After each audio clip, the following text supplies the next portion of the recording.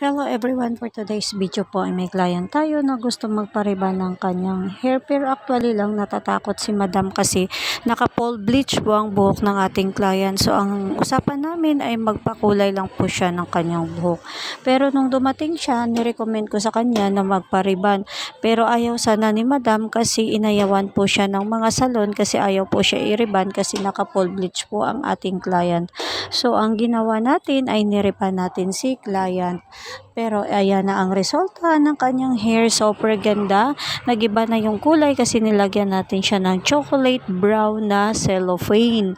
Kaya tinitreatment natin siya kasi naka-full bleach po ang ating client. So super tuwang-tuwa ang ating client. Satisfied client.